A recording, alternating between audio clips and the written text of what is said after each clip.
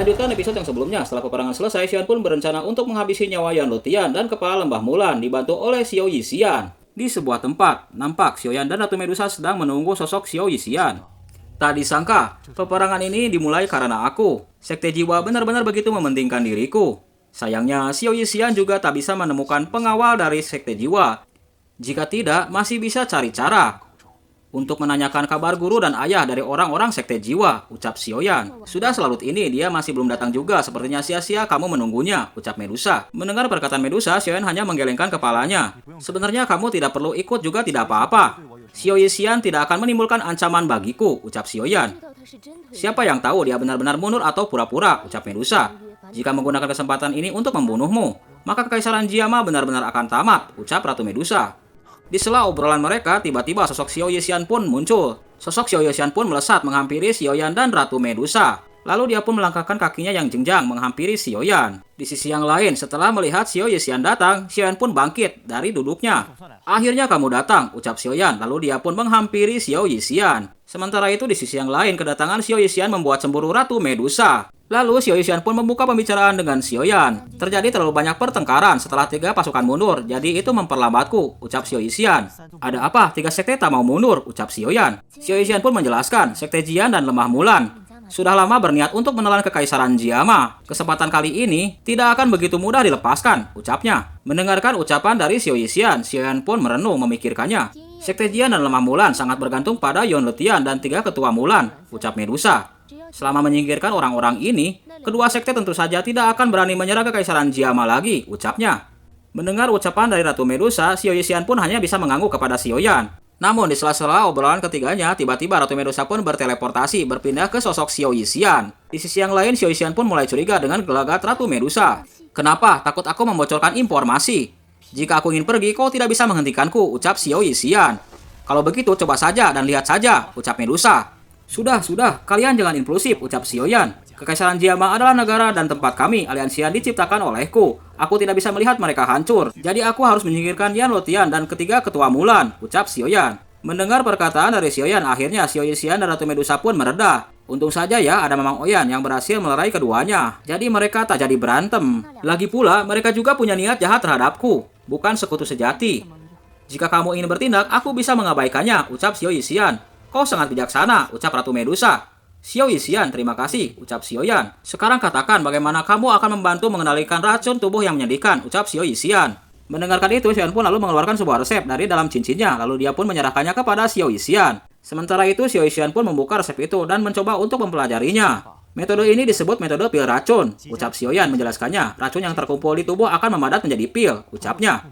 Dengan mengendalikan pil, maka mengendalikan kekuatan racun di tubuh. Mendengarkan penjelasan dari Xiaoyan, Xiao Yixian pun menjadi tercengang. Ada apa? Ucap Xiaoyan bertanya kepada Xiao Yixian. Metode ini seharusnya bekerja, tapi persyaratannya terlalu ketat. Memerlukan inti iblis dari Sky Poison Dragon Scorpion Beast. Itu sangat sulit, ucapnya. Apalagi 3 jenis api surgawi. Itu bisa mendapatkannya 1 jenis api surgawi sudah merupakan berkat surga. Apalagi harus mendapatkan 3. Adapun dengan air liur bodhisattva, benda ini bahkan belum pernah aku dengar, ucap Xiao Yixian. Mendengar kecemasan dari Xiao Yixian, Xiaoyan pun berusaha menenangkannya. Kamu tidak perlu khawatir tentang 3 jenis api surgawi. Di sela ucapannya itu, Xiaoyan pun mulai menyentikkan 3 api surgawi di depannya. Api teratai hijau, api jantung hati, dan tulang dingin muncul di hadapan Xiao Yixian. Sontak saja 3 jenis api surgawi itu membuat Xiao Yixian pun menjadi kaget. Xiao Yixian pun tidak menyangka kalau Xiaoyan memiliki 3 jenis api surgawi yang berbeda. Wow, kamu memiliki 3 api surgawi, ucap Xiao Yixian. Pantas saja kamu bisa bertarung melawan kultivator Dojong, ucapnya. Tapi, bahkan jika ada 3 jenis api surgawi, 2 bahan yang lainnya juga sangat sulit didapatkan, ucap Xiao Yixian. Lebih baik daripada tidak ada harapan sama sekali, asalkan ada informasi tentang benda itu, aku berusaha sekuat tenaga untuk membantumu mengumpulkannya, ucap Xiaoyan. Hati Xiao Yixian pun menjadi tenang. Baiklah kalau begitu. Saat aku kembali, aku juga akan mengutus orang untuk mencari informasi tentang mereka, ucapnya. Oh iya, saat kamu ingin membunuh, hancurkan giok ini juga, ucap Xiao Yixian sembari memberikan giok kepada Xiaoyan. Lalu dia pun pergi meninggalkan Xiaoyan dan Ratu Medusa. Xiaoyan pun mengamati giok ungu di tangannya. Sementara itu di udara, Xiao Yixian pun menghentikan langkahnya. Aku menjadi seperti sekarang ini. Kenapa kamu masih menganggapku teman? Ucap Xiao Yixian bertanya kepada Xiaoyan. Mendengar kata-kata itu, Xiaoyan pun membalasnya. Perkataanku saat itu masih berlaku, ucapnya. Ucapan dari Xiaoyan itu membuat tenang Xiao Yixian. Akhirnya Xiao Yixian pun meninggalkan keduanya. Sementara itu, Xiaoyan pun menghela napas. Baiklah, ayo kembali, ucap Xiaoyan. Tak kusangka kamu punya banyak teman lama. Dimanapun bisa bertemu, ucap Ratu Medusa. Xiaoyan pun mulai menyadari gelagat dari Ratu Medusa yang tidak menyukai Xiao Yixian. Hanya teman saat itu. Hanya saja aku tak menyangka dia akan menjadi seperti sekarang ini, ucap Xiaoyan. Kamu yakin dia bisa dipercaya, ucap Medusa. Jika kita bertindak hari ini, pada akhirnya akan dikepung oleh pihak mereka. Aku percaya kepadanya, ucap Xiaoyan. Kuharap kamu tak salah menilai orang, ucap Medusa sambil melangkahkan kakinya. Oh iya, aku lupa. Besok kamu ikut aku ke klan manusia ular, ucap Ratu Medusa. Beberapa ketua klan kami ingin menemuimu, ucapnya. Menemuiku, ucap Xiaoyan kaget. Mereka bilang ada hal penting yang ingin didiskusikan bersamamu, ucap Ratu Medusa. Sontak saja perkataan Ratu Medusa itu membuat Xiaoyan pun ketar-ketir. Dia pun berpikir, ada urusan apa mencariku, ucapnya. Aku juga tidak tahu. Tapi kedepannya klan manusia ular akan berkembang baik dan hidup kekaisaran Jiama, ucapnya. Para ketua akan bertemu denganmu cepat atau lambat. Bagaimana ini bisa terjadi? Kali ini bisa melindungi kekaisaran Jiama dan aliansian. Calin, kamu dan klan manusia ular sangat berjasa, ucap Xiaoyan. Karena klan manusia ularku dan kekaisaran Jiama telah bersatu, tentu akan melindungi tanah ini, ucap Ratu Medusa. Klan manusia ular mementingkan persahabatan. Cailin telah menyelamatkanku. Membuatku tidak tahu harus bagaimana membalasnya. Aku melakukannya hanya demi pil pemulihan jiwa saja, ucap Ratu Medusa. Tapi kamu masih pantas menjadi temanku, ucapnya. Oh iya, jangan biarkan para ketua menunggu lama besok, ucap Ratu Medusa. Lalu dia pun melesat meninggalkan Xiaoyan sendirian. Xiaoyan pun berteriak kepada Cailin. Tenang saja, aku pasti datang, ucap Xiaoyan. Lalu dia pun melesat pergi meninggalkan lembah itu dan kembali ke kekaisaran Jiama. Keesokan harinya Xin pun beralih ke sebuah tempat, yaitu klan manusia ular, tempat Cailin berada. Ini adalah sebuah tempat di mana seluruh ras manusia ular berkumpul, dan juga tempat kediaman Cailin. Di sebuah tempat, nampak beberapa prajurit sedang berpatroli, mengelilingi dari klan manusia ular, untuk berjaga-jaga. Tiba-tiba, salah satu dari prajurit klan ular itu pun melihat dua sosok yang terbang di atas langit dengan doci yang sangat kuat. Ternyata itu adalah Ratu Medusa dan Xiaoyan. Di sebuah gerbang suku ular, akhirnya Ratu Medusa dan Xiaoyan pun tiba. Kedatangan Xiaoyan ke klan ular mencuri perhatian. Kenapa manusia ini? Manusia inilah yang membuat kita kehilangan tempat tinggal. Kamu tunggulah di halaman, ucap Ratu Medusa. Nanti aku akan memanggilmu, ucapnya. Xiaoyan pun hanya bisa mengangguk dengan ucapan dari Ratu Medusa itu. Dia pun melangkahkan kakinya, namun tiba-tiba sebuah serangan pun menghantam Xiaoyan. Xiaoyan pun refleks menahan serangan itu dengan telapak tangannya. Dua adu kekuatan pun terjadi. Dom! Kekuatan energi yang sangat dahsyat melontarkan keduanya. Sementara itu Xiaoyan mundur 2 langkah. Gila! Apa yang kau lakukan? Ucap Xiaoyan. Rupanya yang menyerang Xiaoyan itu adalah Mobashi. Dia memang tidak suka dengan sosok Xiaoyan ini. Jika datang lagi aku tak akan menahan diri lagi, ucap Xiaoyan. Kalau begitu aku akan memberitahu pelajaran, ucapnya. Hei, cukup berhenti, ucap Ratu Medusa melerai keduanya. Hei Mobashi, kau semakin tidak tahu aturan, ucap Ratu Medusa. Mundurlah sekarang, ucapnya. Mendengar perintah dari Ratu Medusa, akhirnya Mobashi pun menyingkir dari hadapan Xiaoyan. Ratu Medusa pun memerintahkan Xiaoyan agar lekas masuk ke dalam aula. Xiaoyan, masuklah, ucap Ratu Medusa. Mendengar perintah dari Ratu Medusa, Xiaoyan pun melangkahkan kakinya memasuki sebuah aula. Di sebuah aula yang cukup luas, Xiaoyan pun melangkahkan kakinya, lalu dia pun mengamati keadaan di sekitarnya.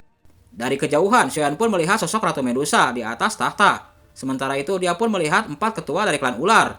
Sementara itu, di sisi yang lain, Ratu Medusa pun mulai duduk di kursi singgasananya menghadap ke arah Xiaoyan. Setelah sosok Ratu Medusa duduk di tempat singgasananya, 4 ketua besar pun memberi hormat kepada Ratu Medusa. Setelah memberi hormat kepada Ratu Medusa, keempat ketua besar itu pun mengalihkan pandangannya kepada Xiaoyan. Di sisi yang lain, Xiaoyan pun mulai mengamati 4 ketua agung dari klan ular. Xiaoyan pun tiba-tiba kaget 4 puncak Donghuang. Untung saja klan manusia ular sudah beraliansi dengan kekaisaran Jiama. Jika tidak, lalu Xiaoyan pun memberi hormat. Aku Xiaoyan memberi hormat kepada 4 ketua manusia ular, ucapnya. Ketua aliansi Xiao, aku adalah ketua besar dari klan manusia ular, ucapnya. Ketiga orang ini juga ketua klan. Hari ini kami mengundang ketua aliansi Xiao karena ingin mendiskusikan suatu hal, ucapnya. Katakan saja senior, ucap Xiaoyan. Kekaisaran Cuyun membuat klan manusia ular hampir musnah, ucap ketua itu.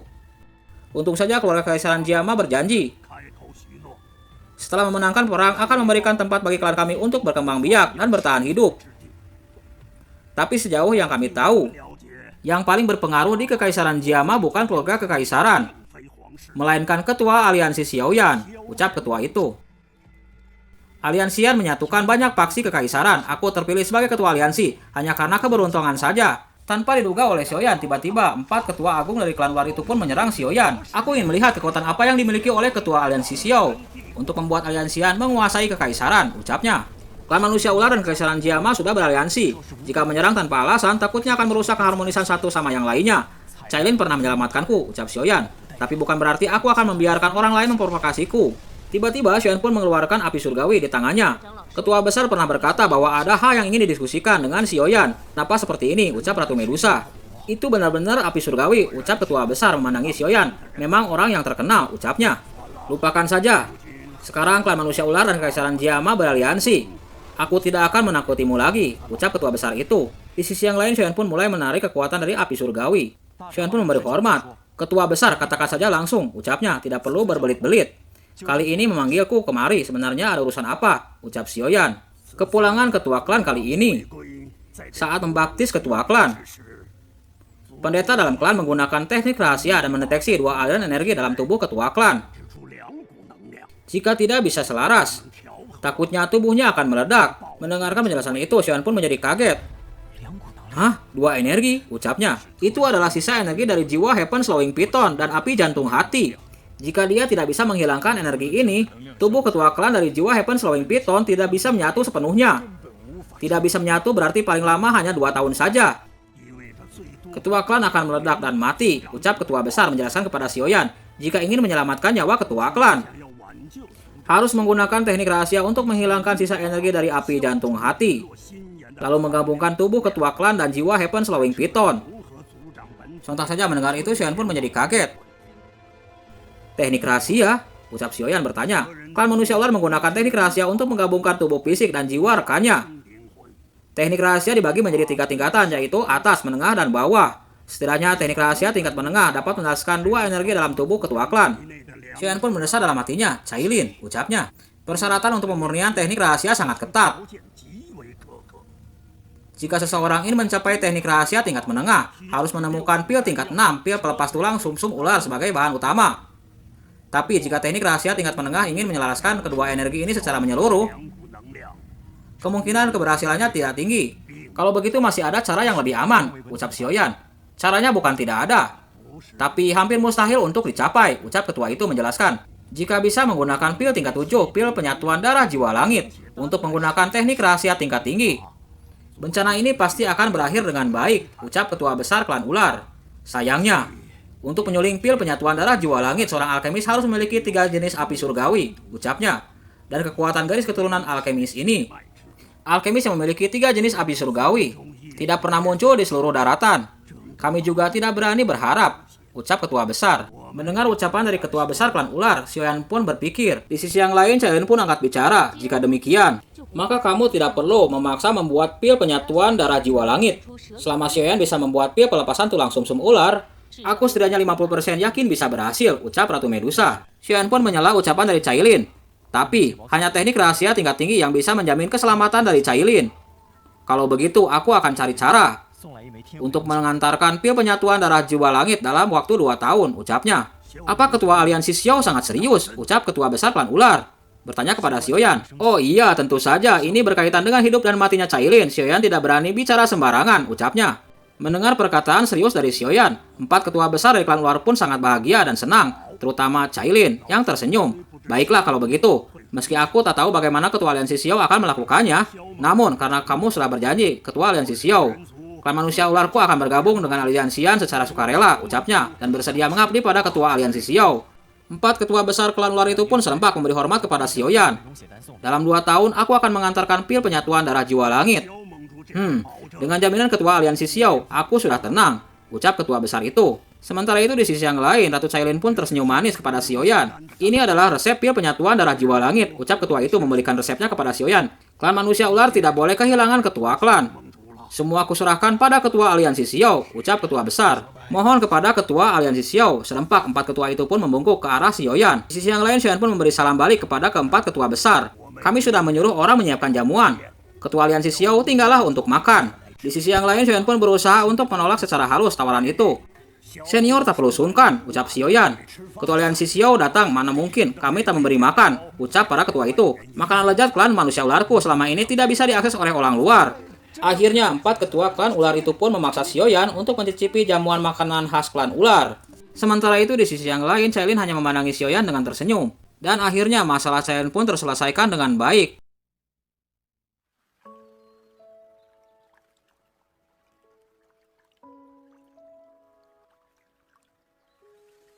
Keesokan harinya di gerbang pintu keluar klan ular, nampak Xiaoyan dan Ratu Medusa pun berjalan. Dalam langkah keduanya, mereka saling membisu, tidak berbicara satu dengan yang lainnya. Xiaoyan pun mulai memandangi wajah Cailin di sampingnya yang begitu cantik dan dingin. Lalu dia pun bertanya kepada Cailin. Cailin pun mulai menyadari gelagat dari Xiaoyan yang ingin mengajaknya bicara, namun dia tetap acuh tak acuh. Sementara itu Xiaoyan hanya bisa mengepalkan tangannya. Tadinya niatnya sih ingin menggandeng Cailin. Cailin, Aku tenang saja. Sekarang energi ini masih tidak bisa berbuat apa-apa padaku. Pengaruh kekuatan jiwa Heaven Slowing Piton semakin melemah padaku. Setelah kamu berhasil membuat pil penyatuan darah jiwa langit, aku akan sepenuhnya menghilangkan sisa energi dari api jantung hati. Tidak perlu khawatir, setelah bahan obatnya terkumpul, aku akan segera membuatkan pil penyatuan darah jiwa langit. Kalau begitu terima kasih, ucapnya. Aku hanya antar kau sampai di sini saja, ucap Cailin sambil meninggalkan Xiaoyan sendirian. Cailin pun melangkah meninggalkan Xiaoyan yang termenung melihatnya. Masalah berkelahi dan membunuh atau tidak lebih baik jangan biarkan dia pergi, gumam Xiaoyan.